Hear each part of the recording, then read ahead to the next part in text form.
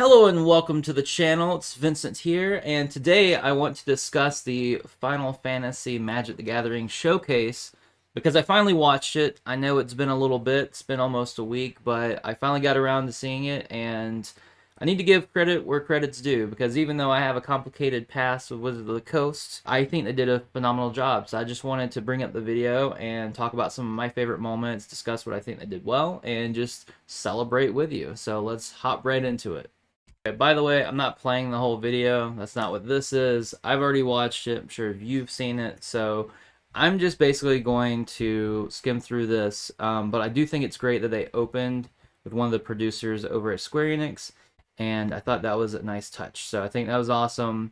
As far as Ben here as the host, I think he did a great job. He was very, I don't know, he balances being very professional with being very funny and being fun. So good job there. As far as the host here, I think they all did a good job as well, and you can tell that they're all very passionate about Final Fantasy, which I think is great. I also think it's great that they went through the entire series, starting with one. They did it in chronological order, which I think was awesome, and they didn't focus too much on one series over the other. So I think that was amazing. Now I do think about halfway through they realized that they had a time limit, so they had to sort of speed things up. So they didn't get to kind of nurture things quite as much as they were earlier on. I wish that they could have. It would have been nice if this was maybe, I don't know, 30 minutes longer, so they wouldn't be so rushed at the end. But I do think it was pretty cool. And then first up, we have Garland, the Knight of Cornelia, which is from Final Fantasy One. We were already spoiled to this card prior to this showcase, but it's a cool card. I mean, some people are complaining that he wasn't strong enough. It is uncommon, so we have to keep that in mind. I think that it's a pretty cool card, though. I mean, 2 for a 3/2 is like pretty good stats. Whenever you cast a non-creature spell, you surveil one, which is pretty helpful.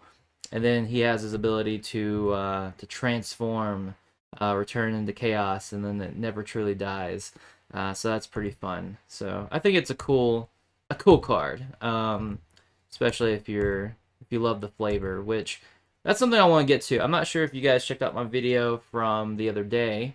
I'll drop a link to it in the description, but essentially it's talking about how I feel like card games have sort of lost a lot of the wonder, a lot of the magic, a lot of caring about the characters and the story. And, when I'm at card shows, people just care so much about the money and the profits, the grades. It's a whole different vibe. It's almost like most of those people have never even played a card game. They just see it as glorified lottery tickets. So if you're interested in that conversation, please check out the video that we have on that. It features like the thumbnail is a boy holding out a bunch of Pokemon cards, but you just see the Pokemon cards fanned out. Anyways, I bring all that up to say that this showcase really shows a passion and a love for card gaming in all forms, which is to say that, we have this beautiful art here. We have the lore with the whole job select mechanic, which is new to the Final Fantasy set. It's a bit of a riff off of the living weapon, which is an older mechanic that came out in the second Mirrodin block. The living weapon mechanic, whenever you play an equipment, it gives itself a germ token to inhabit the equipment. But with this one, it's job select, so you get a hero who gets to wield the equipment, and as long as the hero has that equipment, they become that creature type. So we see with the White Mage's Staff, they become a cleric in addition to their other types. And then with the Black Mage's Rod, they become a wizard in addition to the other types. So I just think those cards are awesome. I love the look of them too. Um, I don't know that these will actually see a ton of play outside of limited, but I love the art and I love the concepts. That's super cool. Um, so let's carry forward. What do we got next? Seriously, I love the art so much. It's so cool. Then discussing some art from legendary artists, which it is cool that they're able to reskin some of their prior Magic the Gathering cards to fit this, and that obviously looks amazing. I think it's amazing the artists they're able to get on board, especially with a mono, so that's phenomenal, and I love that they celebrate that. Then we have Furion up here from Final Fantasy II, and this guy is pretty badass. Equipped creatures you control have haste. Whenever a non-token equipment you control enters, create a token that's a copy of it, except its abilities cost 2 less to activate. Sacrifice the token at the beginning of your next upkeep. It's a little wordy. It's a little hard to sort of like parse if you're just kind of reading it for the first time. But that's okay. I think it's a cool card. And red white in this set is definitely equipment focused, without a doubt. Then we have a reskinned version of SRAM here, which is normally a dwarf, so it's a little funny that, you know, Furion, our boy here, is a dwarf on this card. But it is a really cool card, and the art looks great as well, so that's really cool. As we move forward, let's see what we get. Again, I was genuinely surprised by this showcase. I don't know exactly what I was expecting, I guess. I haven't really watched a showcase for Magic the Gathering before, so maybe this is par for the course. But I think there's an extra level of depth here because of the storied history with Final Fantasy. They're both 30-year-old franchises, and I really grew up with both. And Final Fantasy is my favorite series of all time. I grew up playing, I played 1, 2, some of 3, 4. Unfortunately, I haven't played 5 or 6. I played 7, which was a gift to me on my 7th birthday, which was awesome. 8, some of 9, which I wish I finished. I was renting it from Blockbuster. 10, 11, 13, 13 2, 13 Lightning Returns, and 15, and some of 16. So I know I'm missing some big ones in there, but I did play the majority of Final Fantasy games. I'm also a huge Tactics fan, which I don't believe will be in this set, which makes me very sad, but it's okay. We get Commune with Beavers instead, which is funny. Guys speak Beaver, so that's all good. And they tied it into the whole commune effects that Magic typically has, which Gavin Verhey pointed out. We also have the Darkness Crystal, which would be a cycle of crystals throughout the set, so I know a lot of people like that. And it also has this alternate art here, which looks amazing. This initial one looks really good, but I mean, yeah, I guess the alternate art does look better. We also have towns, which are comparable to guilds from Ravnica, which is to say that the subtype town itself doesn't do anything, but there are cards that care about towns. So this is a very basic one. Whenever it enters, you gain 2 life, and then you get to add a colors to your mana pool. It's the Adventurer's Inn, so you get rested up, you get healed. It's a fun time. So I like that. It's a fun little common to have. Then let's see, what do we got next? So then we have Cecil, the Dark Knight, and the Redeemed Paladin. This is a cool card. I like this guy a lot. I think he's going to be super fun to build a deck around. The 1 mana 2/3 Death Touch with Darkness. Whenever he deals damage, you lose that much life. Then if your life total is less than or equal to half your starting life, you untap and transform him, in which he becomes redeemed. And then you make your other attacking creatures indestructible. He has lifelink, 4/4. Pretty wild there. So I think, I mean, Black-White is my bias in Magic the Gathering, so that obviously just kind of fits right up my alley. Also, Final Fantasy IV is just a phenomenal game. And then we have the cool borderless art with him as well. And of course, can't have Cecil without Kane, who is iconic.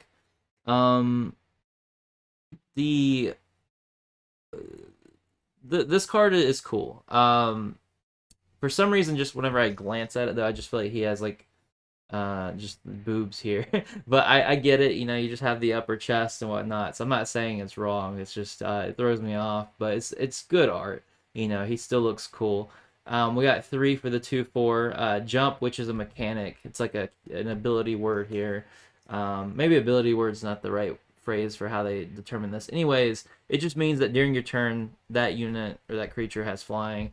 Whenever Kane deals combat damage to a player, that player gains control of Kane. If they do, you draw that many cards, create that many tapped treasure tokens, and then lose that much life. So definitely an interesting card as he jumps around, and it was this guy's first ever card that he ever designed. So I thought I was gonna go to him, but anyways, yeah, that guy. He designed the card. It's his first ever Magic card, and it's from his favorite game. So props to him. Gilgamesh, Master at Arms. This card is super cool. I love the art. Any art with like a giant moon in the background just wins me over. I don't care if it's Sabrina's Gengar or Gilgamesh. It is, or we can go with Moonbryon, whatever. It is. That's awesome. So that's a fun card. We also have Bartz and Boko, fun Chocobo build around card. So we'll see what people do with that. Obviously, with 6, we have Terra, which this is the commander version of her, which was revealed sometime earlier. And then we have some of the summons, which is pretty awesome. And even though I haven't played 6, I really love the story that I've heard about it. I love the way the characters are. I really want to play it because it's really grabbing me. So I do plan on picking up the commander deck for it. And then this art's awesome to see. So more cool stuff. And this is kind of just a crazy card. Like, there's so much going on with this one character. But that's awesome, because I know some people are complaining, saying that the Commander deck version didn't really seem... It seemed to fit the theme of 6 overall, but they were worried that it didn't really fit Terra specifically super well. So it's great that we were able to finally get a Terra that fits her more. We also got these little interviews talking about different artists, and they got to interpret any character they wanted, however they wanted, and they got special treatment for their cards, which is pretty awesome. I love how much reverence they have for the artists and letting them make these decisions. That's actually something that we're doing with Vindicated, that we're looking at doing. Now, obviously, we can't get a mono on board just yet, but, you know, we do care about art and highlighting the creativity, and there's certain collabs that we have planned where we're giving them a lot of freedom on how they want to interpret things. But again, it's a whole different beast when you're tackling Final Fantasy, Magic the Gathering, because they've been around for decades. So it's a whole different thing, but I think that's definitely the right direction for them to take. And then we have Kefka here and this amazing art. So it's crazy. It's so cool. Got more moments. Got a little trailer here showcasing off the little Chocobo. This one's interesting. So it's a fun card. They definitely made the Chocobo, like, you know, pretty powerful. It's not nothing. And then we have these different colored versions, and then we have the Black Chocobo, which is exclusively written in Japanese, but is not exclusive to Japanese booster packs, which is pretty cool. Apparently that's a nod to, I believe they said, Tetsuya Nomura, who loves the Black Chocobo in the game, so they went ahead and added that in, which again is showing respect to what they're doing. Then we have the Golden Chocobo, which there's only 77 of these made. I'm just going to make my prediction that these are going to go for anywhere between... I think these are going to go between like 5K and 12K is my guess, depending on the number that they are. So if it's a number 1, number 77, number 69, I think it's going to maybe be closer to... I think there might be people paying as high as 12K is my guess. I could be wrong. Let me know what you think. I mean, like, do you think that sounds... I mean, we had the One Ring, which Post Malone bought for $2 million. But there's only one of those. One of one. And this is 77. So, you know, and not every number in the 77 is going to be as desirable. So, I at least think these will go for a few thousand at minimum. But I could be wrong. I mean, the collector's market's crazy. And as much praise as I gave this showcase and what these designers are doing, for highlighting the story and the worlds and paying homage and everything, they are also going full on pedal to the metal when it comes to collector's value, which, you know, I don't personally have a problem with them having collector's things like the Chocobo, which is like a fun... To me, I just kind of view that as a fun little thing that collectors can get involved in if they want to. However, to me, when it's a problem is when it's like short supplies, and then collectors are scalpers. I mean, the collectors who are scalpers come in and just buy up everything and make it expensive just for your average player to enjoy. I think that there could be a happy middle ground where you have, your core products that people can get and get for a reasonable price, and then you have some chase cards and some very expensive things as an option for people if that's what they want. But I digress. Cloud Midgar Mercenary. This is a new version of Cloud. We've seen the one from the Commander decks. This one's 2 for 2/1. Him having the double white makes him hard to splash into his Naya colors that the Commander deck has. And also, it seems like most of the Final Fantasy VII cast is sort of focused on. So I'm a little worried about him having the double white because it makes him harder to play in a Final Fantasy VII oriented deck. But I see why they wanted to do that because, I mean, this card's pretty powerful. 2 for 2/1, decent stats. Nothing crazy, but, it's okay. And then when he enters, you search your library for an equipment card, reveal it, put it in your hand, and shuffle. So that's a pretty powerful ability. And then as long as he's equipped, and then if an ability of his or an equipment triggers, it triggers an additional time. So that's just a pretty powerful card. And then this is a good pose for him. That's like the lady killer pose. I don't know why, but anytime a woman looks at Cloud making that pose, they just melt. Now we have the Buster Sword. That looks awesome. That's sort of like the iconic like title screen from like the Final Fantasy VII remake kind of look going on there. And then here we have perhaps the best art in the entire game, done by Nomura himself, and it is this crazy piece of showing Sephiroth all the way from being a kid to his adult years, all the way up to the Safer Sephiroth, which, or Saber Sephiroth, rather.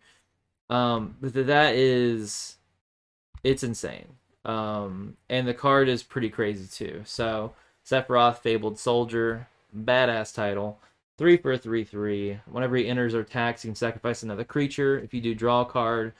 I wonder which creatures you may be sacrificing, especially if you're playing black-white. And then whenever another creature dies, target opponent loses 1 life and you gain 1 life. If this is the 4th time this ability has resolved, you transform him. Actually, I'm already thinking of some things.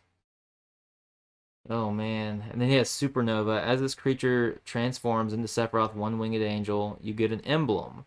Whenever a creature dies, target opponent loses 1 life and you gain 1 life.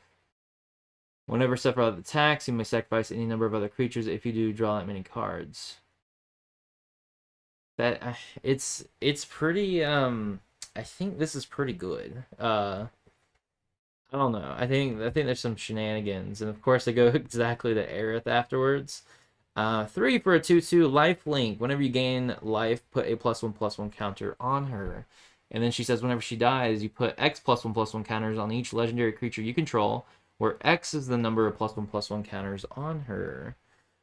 So I mean, maybe they can actually work together. Got some little combos and synergies going on there, so that's fun. Then we have Tifa here. I think this art's good, but I'm not some super fan of the art. I think it's one of the weaker pieces. This one I think's better, but it's kind of missing a little something. Landfall. Whenever land you control enters, double Tifa's power until the end of turn. So that one's interesting. It seems like red-green in this set is going for a landfall strategy. When we compare her and Gladiolus from 15 and Zell from 8, they are the red-green archetypes, and they have some land enters strategies. So yeah, not super in love with Tifa's cards, which is a bit of a shame because Tifa is iconic. She's amazing. I'm not hating the cards. I'm just saying that they're not my favorite. Cloud X Soldier, pretty awesome looking card. Him in the Naya colors gives you lots of room to build a deck around. And then here's my boy Squall. This art is pretty awesome. I think it's cool. Him being black white. I mean, those are my 2 favorite colors. And his strategy is attacking alone to get double strike. So, and then whenever he deals damage to a player, you get to return a permanent with mana value 3 or less from your graveyard to play. And if you didn't notice, if you trigger his Rough Divide ability and you land a direct attack, you get to hit with the first strike and then normal, so you get to get 2 cards out. For some reason, my dog kept flapping his ears around. What are you doing, flapping around? Okay, then we have Renoa Hartilly, and then Angela. This, speaking of dogs, this is some cute art. I'm not gonna lie, like this is super cute. That is awesome. My only little regret here is that you can't easily play these together. Like, there's no reason to really. These do not gel well together at all. Even though the characters do themselves, the cards do not. So that's my one little minor gripe there. Again, you know, it's a minor nitpick. I still think they did wonderful overall. Okay, so I haven't played 9 since I was a kid. I remember there being a theme of having to fight these wizards over and over, and they kept getting stronger. So I guess this guy was behind that.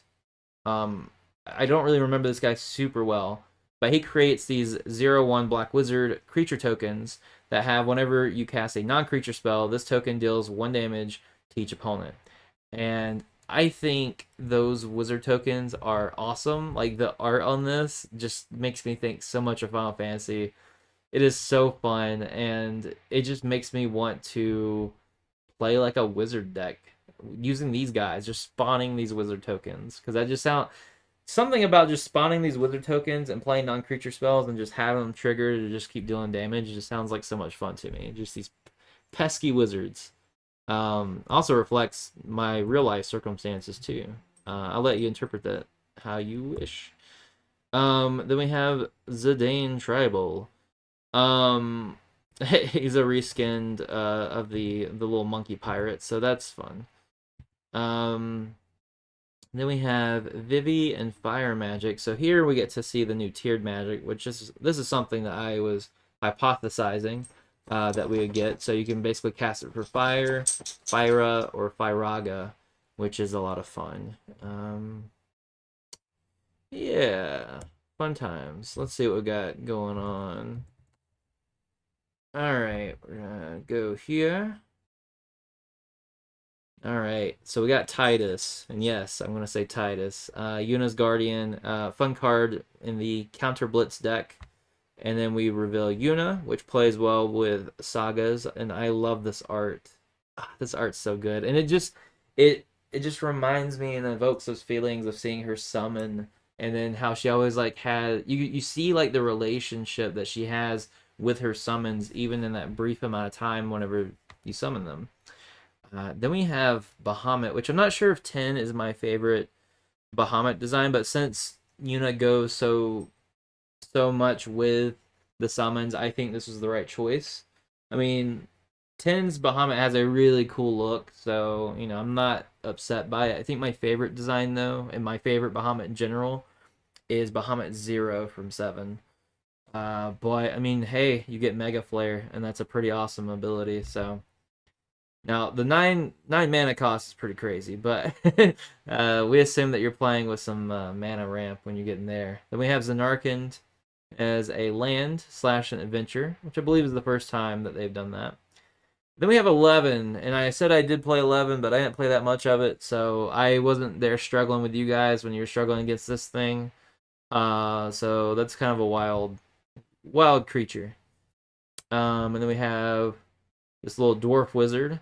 And the Izzet colors. And we move to 12. We have Bothier and Friend, which makes it a little sad that they couldn't include Pirate in this type line. I haven't played 12, but I know Bothier's a Sky Pirate, so I feel like he should have Pirate there. But I know that they couldn't really fit it. That's the issue they're dealing with. The Imperial City. I know some people may think like, oh, well, Vincent, we know you're a huge Tactics fan, so be happy that 12's there. But it is a very different vibe from original Tactics. I won't say very different, but it is a different enough vibe. It doesn't feel like a 1-to-1. I don't know how to compare it for people.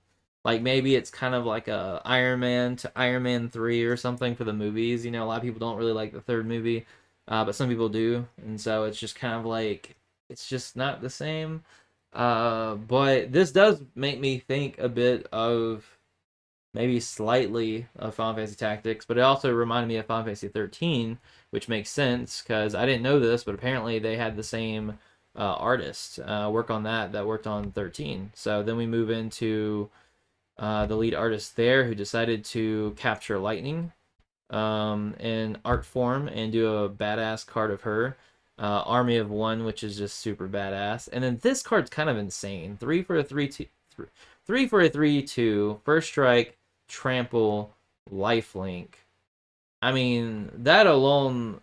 I mean, I haven't played Magic in a long time, but I just feel like that alone would just destroy. I mean, okay, obviously, if you're playing like high level commander, that alone wouldn't do anything at all.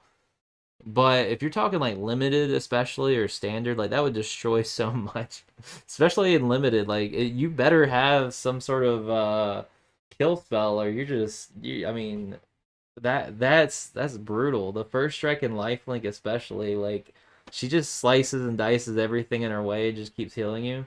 But then she has stagger, which is whenever lightning deals combat damage to a player until your next turn, if a source would deal damage to a player permanent, it's dealt double damage instead.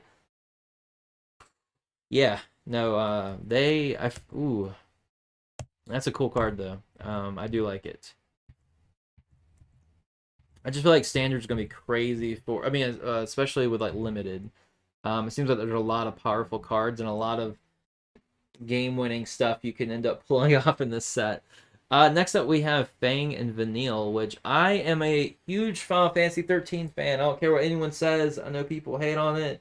It has arguably one of the best soundtracks. Well, not even arguably. It has objectively one of the best soundtracks. It has arguably the best soundtrack in the entire Square Enix catalog, especially Final Fantasy. Now, I don't think I would put it as my number one soundtrack, but it is really good. And I went through a time where I struggled sleeping, and the piano collection from 13 is what helped me sleep. So if you struggle with sleeping, look into that. Final Fantasy 13 piano collection, it did wonders for me. So that alone makes me love this. Also, the character designs are so unique. There's no other characters that look like Fang or Vanille. They're also the way that they did the voice acting for the English dub was very interesting because they're from basically a different area, a whole almost like a different world, and so to capture that, they not only have the Australian accents, which are very apparent, but they also, especially Vanille, speaks in the cadence of someone speaking Japanese, but she's speaking English with an Australian accent, and so that just really stood out to me. It made them feel kind of otherworldly, in which they were meant to, and so I love that we're getting cards for them. Um, the art, I kind of wish I got to see more of them. I kind of wish that we were a little bit more zoomed in on them. But I do think the cards themselves are pretty cool, and it is interesting seeing Fang with less power than Vanille, but that's okay. They're really cool. And then they meld into Ragnarok Divine Deliverance. Uh, Vigilance, Menace, Trample, Reach, Haste. It's pretty wild. Whenever it dies, destroy target permanent, return target non-legendary, tongue tie. Return target non-legendary permanent card from your graveyard to the battlefield. Pretty cool. Pretty cool stuff.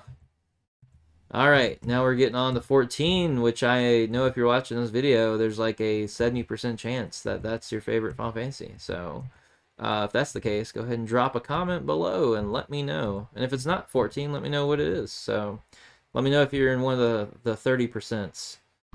All right, I will go ahead and tell you, I think I would love 14. I just don't get to play it because I got 2 full-time jobs.